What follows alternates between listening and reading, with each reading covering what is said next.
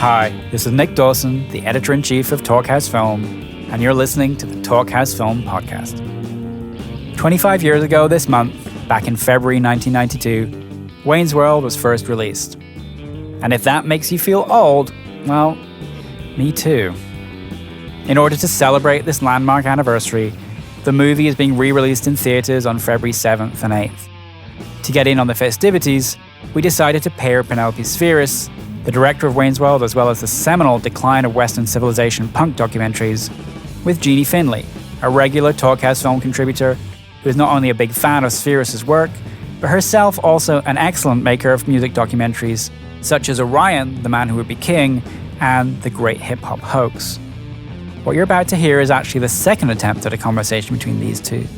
As when Penelope found out that Jeanie's sensibilities aligned so closely with hers, she asked for another 24 hours to check out a bunch of her work. A wise decision indeed, as Spheeris and Finlay really clicked as they got into a load of different topics. Wayne's World, of course, from the shock of being an indie director making a big studio movie for the first time, how the film changed karaoke forever, and why she hasn't watched it since its initial release. But also, getting Ozzy Osbourne to make Eggs and Decline Part 2, her accidental career as a studio comedy director, sexism in the industry, backstabbing in the doc world, IMDb errors, the two mysterious documentary projects she's working on, and exactly what she thought of Donald Trump when he made a cameo in Little Rascals.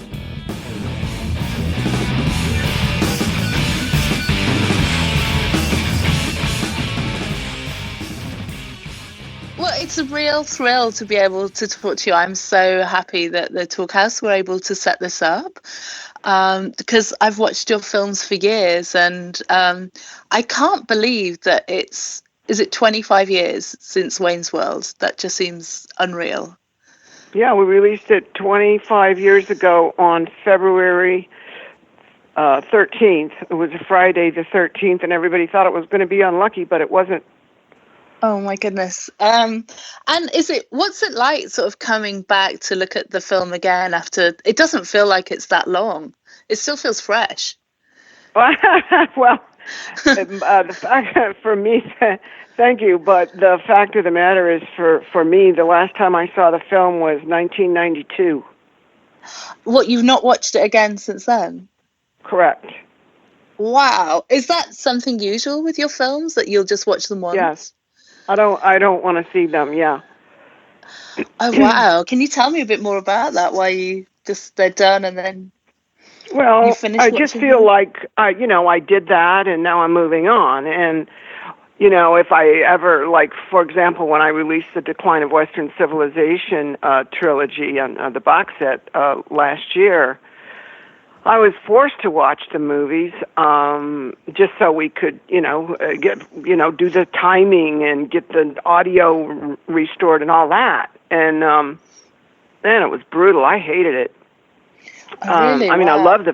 I love the films, but I only in my life like to be in the now and never in the past, and maybe a little bit of the future, but mostly just the now. So is this a bit of a strange thing then, promoting something from so long ago? Yeah, I mean, I've got a lot of specific memories about it. So, when people ask me, what it was like making the film and how shocked we were when it was so successful and all that, I mean, I can certainly speak to that. But as far as watching I haven't seen Wayne's World in 25 years. And I wouldn't want to, I mean, I love the film, just like I love the Decline movies, but I kind of feel like I can't watch it, because I'm looking at like what I would have done different, or, why is that drape that color? And you know what I mean? It's all the technical. Yeah. So what point in your career did Wayne's World sort of come? Like, what had you been doing prior to that? Was this your biggest film? Well, I had done 6 films before Wayne's World. Wayne's World was lucky or unlucky number 7, depending on the way you think about it. It was lucky in that it was my first studio movie. I got to be in the Directors Guild. I got to be the Academy of Motion Pictures. I got to be really rich. That's one aspect of it. The other aspect is I could never in the studio system do anything but comedies, Right. And so that's why I finally just took that money and then I was able to make Decline Part 3 using my own money because nobody would finance it, So what was that shift like, going from sort of being an independent filmmaker to making the studio film? Can you tell me what your memories are from like the first few days of being on set, what that was like? Well, I can tell you that the fact that they were having a driver pick me up to take me to the set was probably, one of the main differences. And then, and then, as opposed to when I was shooting Suburbia, and I was so tired driving home that I drove off the freeway, But oh my goodness. Yeah, I mean, I know. guess they're a bit of a shift. I watched Suburbia, and how many years before you made Wayne's World was Suburbia? I shot Suburbia in 83, I think, 82, 83, something like that. And then so Wayne's World was 92, 10, 11 years, something like that. So from a Roger Corman produced film to the dealing with, it's a Lorne Michaels film, isn't it? Wayne's World. Right. And the big egos of comics. Well, I'm assuming the big egos of. Well, every part of the film business, every part of the film business has big egos. It's like, you almost have. That's like one of the prerequisites, unfortunately, and it's not something. It's not a personality trait that I admire, mind you, unless it's big ego like Orion in your movie. That's cool. Yeah. But studio executive big ego ain't cool, Yeah. And was it a fun shoot? Tell me about the shoot. What was it like? Well, well, the one thing I was going to say also about how different it was is when we actually got to the set the first day, I was thinking that the driver took me to the wrong movie because I never had seen so many trucks and trailers and people before in one place to make a movie, because when I'd ever made a movie before that, it would be like, 2-3 trucks and a couple people. And now it's a 100-person crew and 25 trucks. And it's like, dude, you took me to the wrong place. They must be shooting Batman here. Wow. But and did that take a while to... Sorry, carry on. Did it take a while to adapt? Maybe you were going to say? To sort of like get used to that, yeah, because it's a bit of a, wow, all these people are looking to me to pull this thing off. Right. Well, I'm an oldest child, and I'm kind of used to having to be in charge of the room, so it was just a bigger room, you know what I mean? Right. But it was okay. It's a lot of responsibility, especially when you're dealing with a couple of actors that are wanting to shoot things different ways, just to make sure we covered it and got the best funny out of it, So, yeah, so it was... Uh-huh. Yeah, no, sorry, carry on. I keep interrupting. No, I don't even know what the hell I was going to say. Go ahead. No, I would just, I mean, was it smooth, or was there sort of creative contretemps over who got to shoot the scene whichever way? No, it was, I always accommodated the guys, because Mike and Dana, because I don't know, I had worked with a lot of comedians before them. I worked with Richard Pryor and Lily Tomlin and Danny DeVito and Albert Brooks. So I kind of knew the comedic beat thing, like you got to just let them spin it. You got to let them have their space. And I always tried to shoot whatever they suggested, but I knew when I got in the editing room that I would have what I thought might work the best. And, it wasn't always me that had the best ideas. We all contributed, And tell me about the that scene in the car with Bohemian Rhapsody, I think that's sort of changed karaoke forever. Like, I don't think I've ever been to a karaoke and that song comes on, and we always recreate Wayne's World. It has to happen. My God, let's just put it this way. If there's one thing I've done in life, then thank God I changed karaoke. I never looked at it that way before, but thank you, Jeanie. But that's like the touch point for that song. Whenever you hear it, you think Wayne's World. I know. You know, this Freddie Mercury.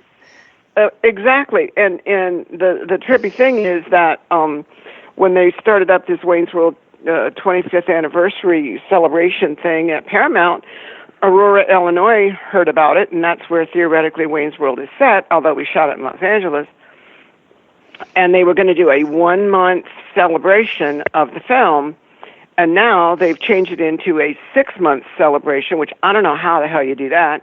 But wow. Then at the end of it, which I'm going to go to because it's a once-in-a-lifetime experience, they're going to do try and break the world record for the largest number of people headbanging to Bohemian Rhapsody. Oh my goodness. I know. I mean, and then I also heard they built a Stan Mikita's Donuts at the Los Angeles Sports Arena. Actually, it was a link sent to me by my daughter that I didn't open in the middle of the night because I thought it would give me nightmares. Hold on. Yeah, I know, it's crazy, but anyway, there's all this celebrating going on, and I hope people do have fun with it. You know, I mean, the fact of the matter is times are a little more depressing now than they were back then, you know, and people need a little bit of a lift, you know.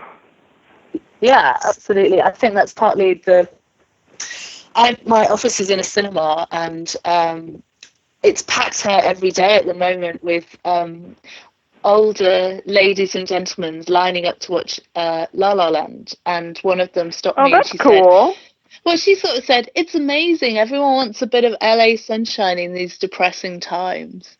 Yeah. And I was like, yeah, that's great, but I was queuing up for Manchester by the Sea. I was like, I'm here for the misery. I want the misery. Oh, that's my girl. Yeah. Well, stay depressed. Yeah, there's only one way to go when you're so down. Yeah.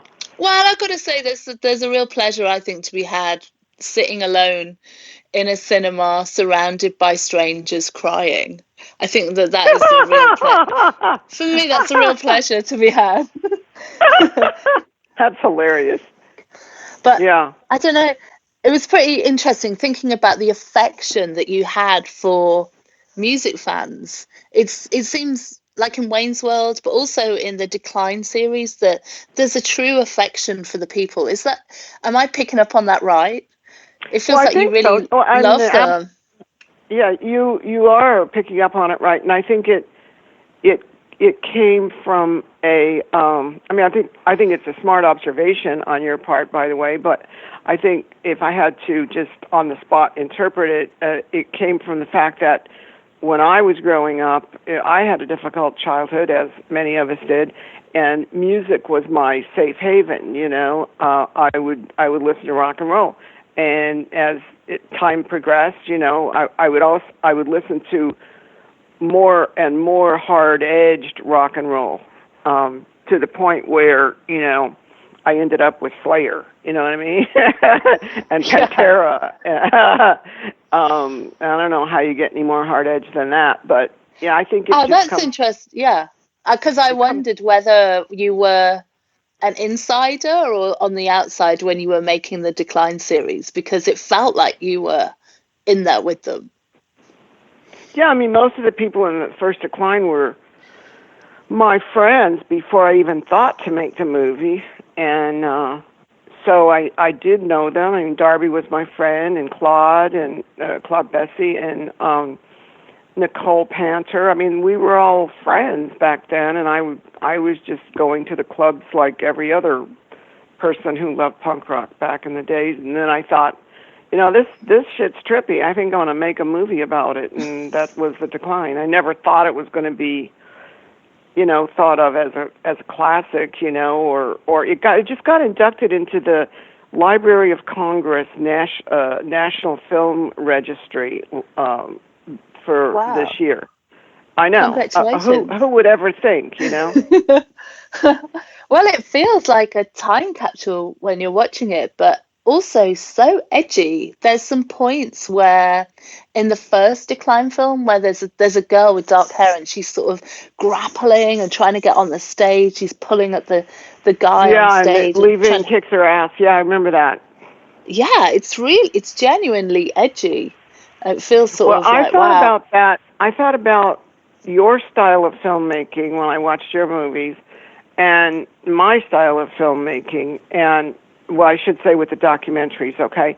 You have such a gentle, soothing hand, okay? When you make a cut or when you set the camera, you see like a beautiful frame, you see beautiful music. I mean, you can make a brick wall, look elegant, okay? And that's such a talent. And or a bridge or empty street, that empty street in that town where that record shop is. I mean, it's just beautiful. I don't have that. I don't do that. I do the opposite. I make the cuts really, really rough and loud and abrupt and rude. And so we're, I think, both skilled filmmakers, but different styles. Oh yeah, I think the style's different. I think there's a sensibility in your filmmaking though that I really sort of connect with, which is about like there's a realness there, and it feels like it's not about stitching people up. It's about reflecting who people are really. Like I feel like I've Go ahead, hon. Well, I feel like I've spent my career sort of having like standing my ground and defending the people in my films so that they are able to be shown as they are, so they'd recognize themselves, and trying to think about empathy. Well, and you shouldn't have to fight for that because, you know, the camera doesn't lie. They are who they are, you know. I will ask you this, though, maybe about your films, if you don't mind. Sure, of course. How I don't mean to stir up anything, but do you go and get music clearances for all your work, or do you just ignore that? Yeah, everything's cleared. Oh, wow, that's a big job. Oh, it's a huge job. I mean, on Sound It Out... How did you do Elvis? How did you do Elvis? That's crazy. We didn't use any Elvis music in the Orion film because he sounds so close to Elvis. Oh, my God. That's so funny. I didn't know that. Well, he's so like Elvis. They did this like voice mapping thing and sort of, I think he matched Elvis's voice. And if you ever hear his voice is unbelievable. Elvis, if you ever hear Elvis in an elevator now, you're probably listening to Orion. And Shelby Singleton releasing songs with a question mark on. It was all Orion. He sounded so vocally similar. So for a while, I really struggled with the film in terms of legally how we were going to be able to make it, and like, should we include Elvis songs? And it was like, we actually don't need to, because every single time Jimmy Ellis or Orion opens his mouth, you think you're listening to Elvis anyway. But I mean, I have. Yeah, well, there's the trick. I had some questions about how you made the Decline series, because I just wonder, how long did you? The one that really spoke to me was the Metal Years, and I loved the way that you dealt with the fans in that, the portraits of the fans, but also the stars. It's quite interesting seeing you've got these like supernatural interviews, like getting Ozzy Osbourne. Is he making like fried eggs or a fry up or something? In all three of the Decline movies, somebody fries eggs and makes breakfast. Yeah. Yeah. So tell me about your approach to doing the interviews with people. How long do you spend with them? And well, the reason I wanted, in the first Decline, Darby Crash was not comfortable speaking in front of a camera, especially when he wasn't loaded. All right. So I thought it would be helpful for him to have something to do, so he wasn't concentrating on the camera or being uncomfortable with the camera. And I called him and I said, "I'm coming over now. We're gonna shoot." And he goes, "Can you bring some breakfast?" And I said, "Well, I'll bring something to cook." And that's just how it happened. And then I had Ozzy cooking eggs in the second one, and this guy named Eyeball that's in a band called The Resistance cooking eggs in the third decline. But it's just a distraction to keep their mind off the camera, and it actually works, and it's pretty funny because none of them can cook.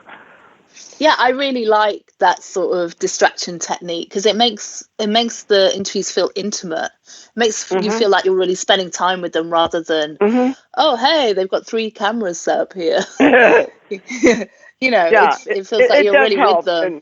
And, so it was more about that. I mean, and then I had to film Chris Holmes, and I figured. Yeah, I was going to ask about that. Why not a swimming pool? I didn't know he would nearly drown, mind you. I mean, how loaded was he in that interview? Well, he was loaded, but he wasn't as loaded as, let's put it this way, I think he pretended to be more loaded than he actually was. Right. I mean, he's a performer, and he kind of just jacked up the stakes a little bit there. And he was drinking half of it. The beginning, it was vodka, and then he was filling up the bottle with pool water and drinking that. Okay. And when you see it was funny because my daughter Anna is the one that made me do the Decline box set. But when you see that, she was putting it together. She goes, "Mom, do you want to show that Chris was actually pouring pool water on his head?" And I'm like, "Yeah, I don't care. That's what really happened. I don't want to lie. I mean, I lied the first time. Let's tell the truth now." So there you go. Yeah. I kept thinking about that Chris Holmes interview because it's sort of, it's just so striking. They're like these beautiful, like garish, beautiful portraits of sort of over the topness of what happens when you really get absorbed in the scene or a big star. Do you know what happened to any of the people that were in the film? Because there's all those people who are like emphatically saying, I'm going to be famous. I'm going to be famous. Right. And it's in a time when being famous, I think, was like possibly a different thing. Just in terms of, like, I remember the first film I made was called Teenland, and it was about 4 teenagers that spent all their time in their bedrooms. And one of the girls used to say, I want to be famous for being famous. I want to sing with the band, and I want to be famous. She wants to be a Kardashian. Great. Exactly. But this was sort of MySpace time. It was pre-social media. And it seemed innocent watching these people sort of proclaiming that I want to make it, I want to be famous, and just wondering what happened to them. And it's like, I don't even need to know, but the fantasy of what might have happened. The bands, as you can see, the bands that played in the film, I'm really the only one that is still, well, that's not true. I was going to say Megadeth is still playing, of course. London with Nader DePriest are still playing. He lives in Vegas now. That band Seduce, I had to put them in the movie because the producer had just signed them, and they weren't even from LA. I don't think they're together anymore. I don't know. And what the hell other bands were in that movie? I know, right? So many movies, so many years, so many. Anyway, how many films have you made? How many films have I made? Yeah, I have no idea.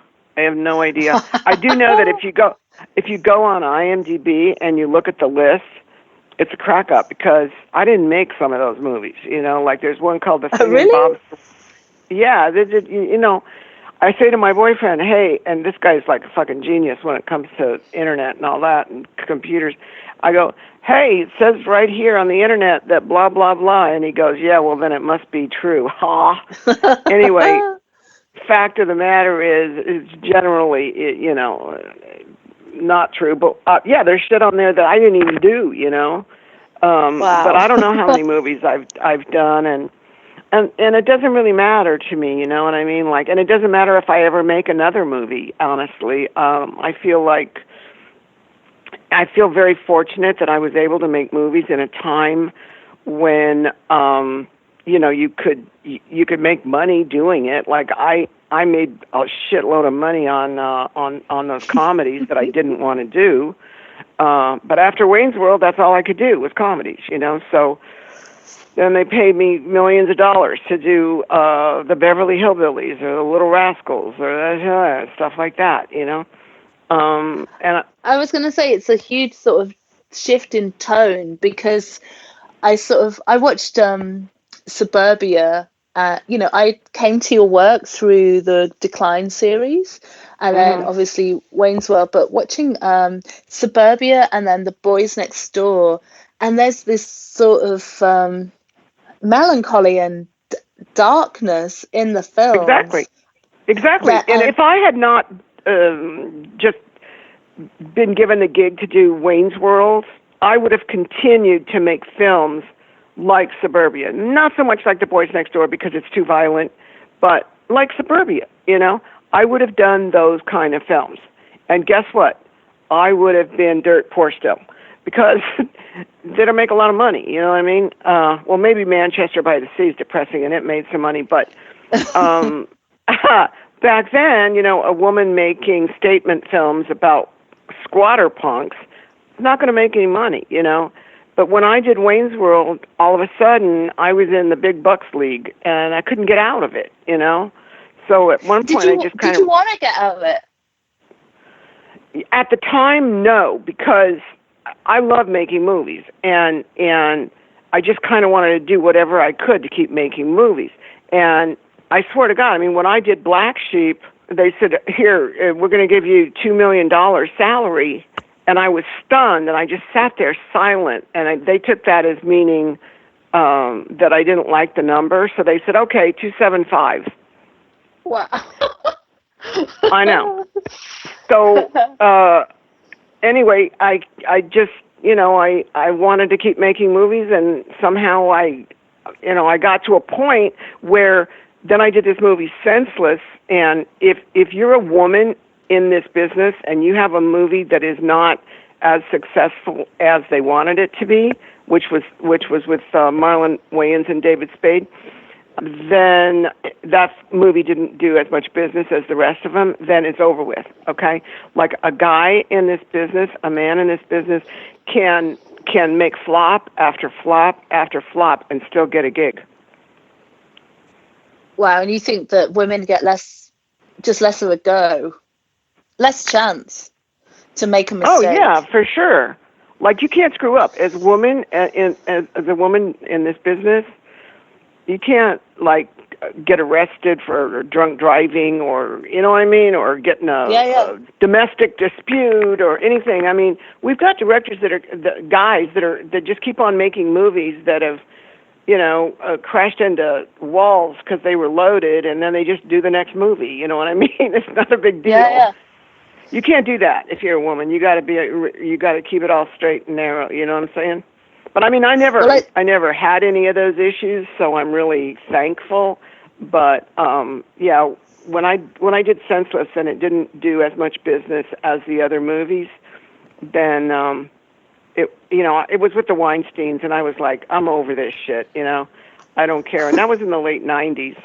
What I've noticed is from my peers is men who make a successful doc, they immediately get sort of mooted as, oh, you could be the next fiction director. And there's definitely a feeling that fiction is proper filmmaking in inverted commas, as opposed to documentary filmmaking. And well, I think that is becoming less and less so, because I mean, when I did The Decline in 1980, we couldn't get a theater. Everybody said you can't show a documentary in a theater, okay? Wow, okay. Especially a documentary about punk rock, you can't show that in a theater. Well, now, and I think it came with Michael Moore's movies, documentaries are seen in theaters, you know, and I think there's a certain prestige that goes along with making documentary films. I actually would have loved to have spent my life doing that instead of making studio goofball comedies. But like I said, I probably would have been broke right now if I did that, you know? What sort of docs do you think you would have carried on making?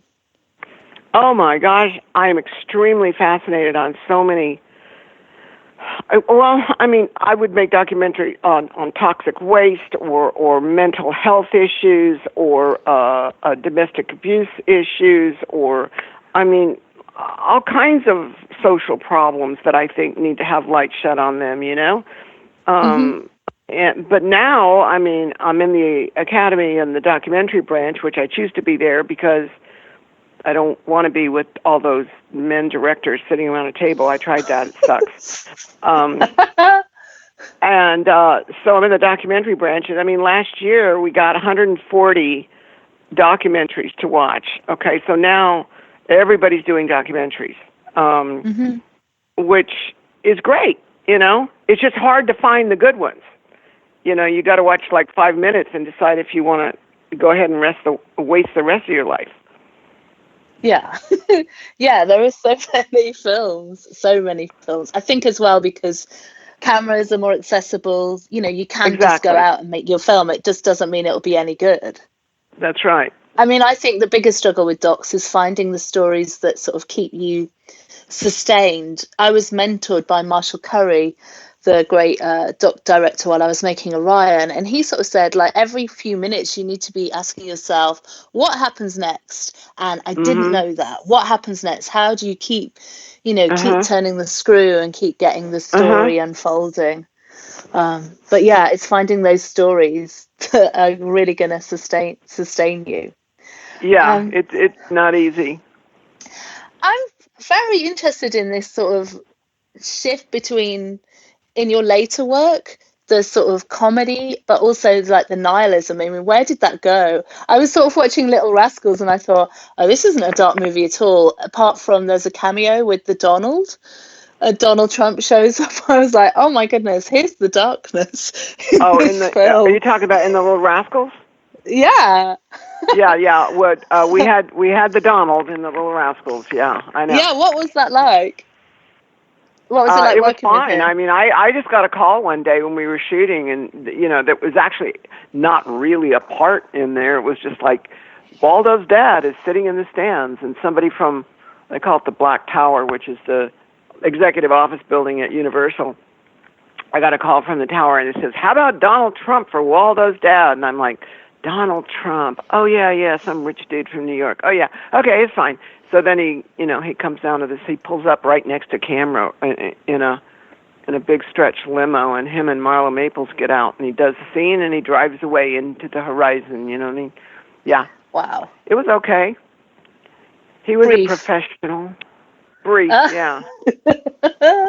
And could you imagine that it would have ended the way things have gone with him? No, I didn't know I was with the future president of the United States at that point. If somebody would have said that to me, I would have rolled on the ground laughing. And I am still. No. Anyway. But what happened? And when you were making those sort of comedies, what was the sort of outlet for your darker sort of creative ideas? When I was doing those studio movies? Yeah. Well, I think any movie making is creative. The darker sort of nihilism. I didn't do them, To me, the 90s were just a bunch of fluff, And until, like I said, I did that one film that wasn't that successful. So, here's the thing. Everybody has a beginning, a middle, and an end in Hollywood, or with anything, you know what I mean? And for me, the end of the 90s was horrible. I had a scripted film that didn't do well because the Weinsteins rewrote the ending and screwed it up. And then I worked with Sharon and Ozzy on a film called We Sold Our Souls for Rock and Roll, which is a documentary about the Ozfest. I worked on it for 3 effing years, and it never got released because Sharon said she had the music rights, but she didn't. And so it was the end of the 90s for me was like, okay, I have enough of this Hollywood shit, Yeah. And so then what happened? Yeah. Yeah. So what did you do after that? How did you come through that? I build houses. What?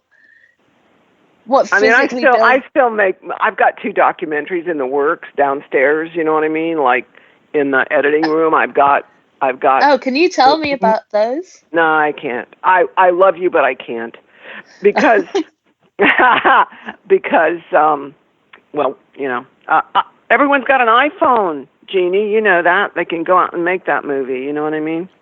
Oh yeah, no, I'm super cautious about talking about the films that aren't finished, because I've had it before where people have started to make. I've had it when people started phoning my contributors for Orion saying, "Hey, we're making this film as well." Oh my God, I know. And they said, "Her film's not happening." Oh, it's cutthroat. Yeah, no, it was really bad. They're like, "Her film is dead. You should talk to us." So I had to contact those people and tell them, "Yeah, my film's very much alive, and yeah, it's going ahead." Even in the touchy-feely world of documentary, it's pretty tough. It has its tough moments. Well, listen, I've got an 8:00 call here in sunny Los Angeles, so I think I should get off the phone here pretty quick. But I hope that's okay. It's been a real pleasure to speak to you. I'm such a fan, and it's so. Yeah, it's so wonderful to have some time. I'm a fan of yours too, and I really appreciate your sending me the movies. And I think we should get them into some theaters over here in the United States. Oh, I'd love that. That would be perfect. Yeah. Well, get a booker and get those things booked over here. They're great. Oh, thank you. Thank you so much. Yeah. Well, thanks for talking, and good luck with the Wayne's World release. And I look forward to your mystery documentaries when they come out. Well, I just want to say, Jeanie, party on, okay? Yeah, party on, Penelope. Party on. Take care. Take care. Bye. All right, bye-bye. Bye.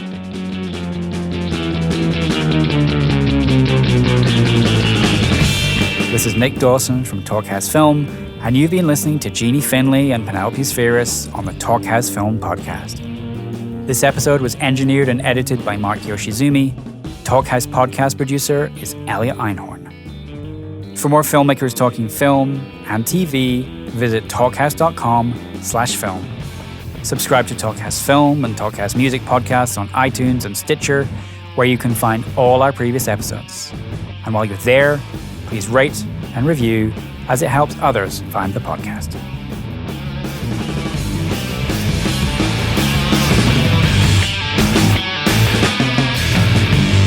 Wow, I'm stoked I got to speak to her. That's amazing. What a nice lady.